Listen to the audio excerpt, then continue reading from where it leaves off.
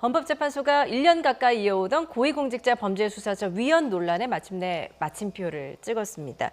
다소 좀 오래 걸린 감이 없지 않아 있는 것 같은데 공수처 설립과 운영 방식 등을 규정한 법조항이 헌법에 어긋나지 않는다 이렇게 판단을 한 거죠.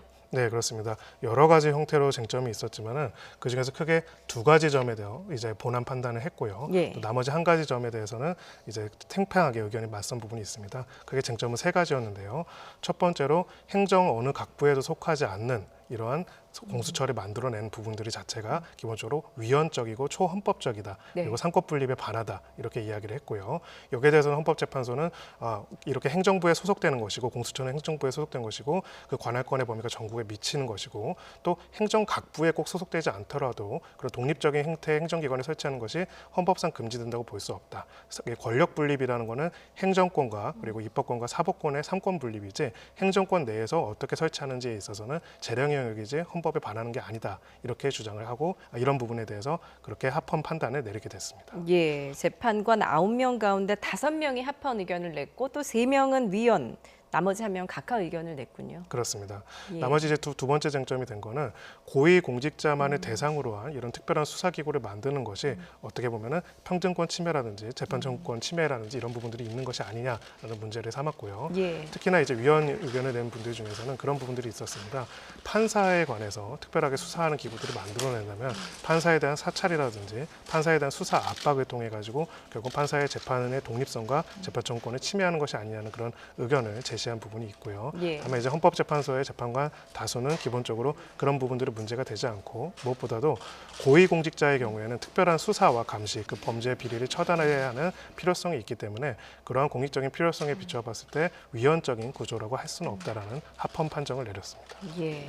지금 현재 검사가 이제 연루됐다 이런 의혹이 있는 김학의 전 법무부 차관의 출국 금지 사건. 이 사건을 공수처에 이첩해야 하는지를 놓고 논란이 일고 있는데 이 공수처장의 어떤 이첩 요청권에 대해서 현재 어떻게 판단했습니까?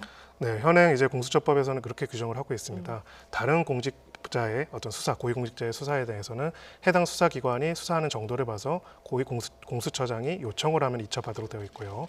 검사에 관해 가지고는 자동으로 그것을 파악한 기관에서 이첩하도록 규정을 하고 있습니다. 예. 이런 이첩과 관련돼 가지고 과연 이것이 맞는지에 대해서 반대 의견과 보충 의견에서 팽팽히 맞섰고요. 결과적으로는 여기와 관련돼서 이제 각하가 나왔습니다. 별도의 판단은 안 됐지만은 이 반대 의견과 보충 의견에서 각각 이렇게 주장을 했습니다. 일단은 보충 의견에서는 이러한 형태로 이첩을 하는 것 자체는 행정각부 사이에서 수사권을 어디다 주고 수사를 어디에 이첩해서 수사할지에 대해서는 얼마든지 입법 재량의 영역에 속하는 것이고 그 자체가 크게 위헌적인 부분은 없다.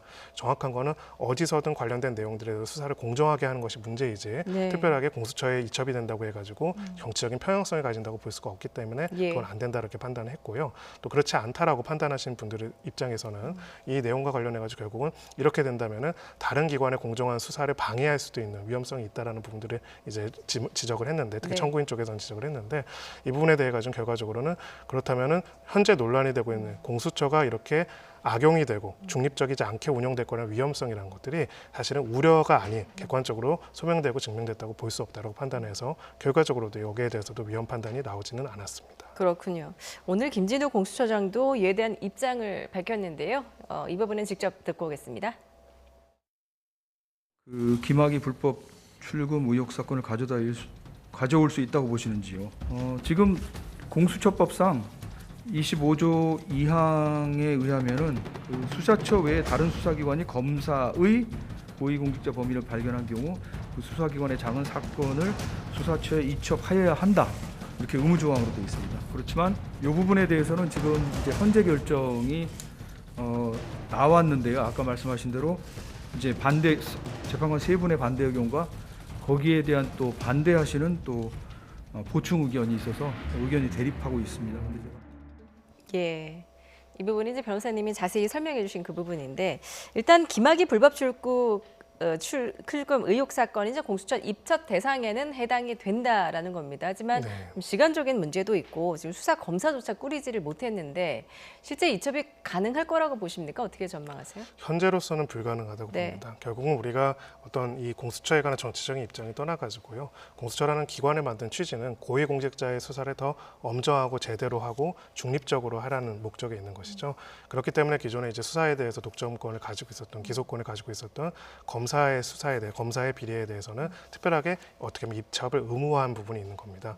그렇기 때문에 아무래도 지금 공수처가 조직이 다 갖춰진 상태라면은 당연히 이첩이 돼서 공수처에서 수사가 진행되겠지만은 예. 이제 오늘에서야 이제 차장이 선임된 상황이기 때문에 아직 공수처 검사조차 꾸려지지 않은 상황에서 무리하게 이제 이 법을 원용해서 이첩 요구를 하게 된다면은 사실상 그 이첩에 따라서 공수처에서 수사가 엄정하게 제대로 이루어지는 것이 아니라 결과적으로는 공수처의 진용이 갖추어질 때까지 수사가 중단이 되고 공전할 수밖에 없는 문제가 발생할 수밖에 없습니다. 그렇기 때문에 규정은 있고 그런 권한을 행사할 수는 있지만은 그렇게 권한을 행사하는 것이 더 공정하고 중립적인 고위공직자의 수사라고 보여지지 않는다면은 오히려 이제 그런 것들을 좀 더 자제하지 않을까라는 그런 예상도 있습니다. 예, 오늘 이제 고위공직자 범죄수사처 위원 논란에 대해서는 헌법재판소가 마침표를 찍었습니다만 아직 위원 논란이 완전히 해소된 건 아닌 것 같습니다.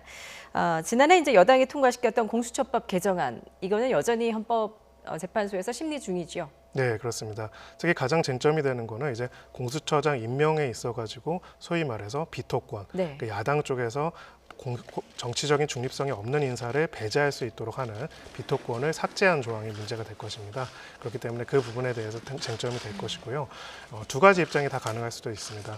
공수처라는 것이 결국은 중립적인, 정치 권력으로부터 중립적인 수사를 만들기 위한 것이기 때문에 국회에 의해서 소수당의 반대당의 비토권을 보장함으로써 그 정치적인 중립성을 보장하는 것이 해당되는 법의 취지고 또 헌법 정신에 맞는다라는 주장이 있을 수 있고요. 한편으로는 책임 정치의 원리상 그렇다면은 소수당이 반대하는 사람이면 임명을 무조건 못한다면은 어떻게 보면 계속 기관이 공전될 수밖에 없고 네. 그렇다면 모두가 합의한 사람만 임명이 될 수 있다면은 그렇다면 다수당이 정치적 책임을 진다라는 기본적인 대의민주주의 원리에 반한다라는 입장이 있을 수도 있습니다. 예. 그래서 이 두 가지가 아마 이 쟁점을 가지고 치열하게 헌재에서 부딪힐 것으로 그렇게 예상하고 있습니다. 예. 이런 가운데 이제 오늘 김진욱 그 공수처장이 공수처 차장으로 연국 변호사 판사 출신이죠. 제청을 하기로 했습니다.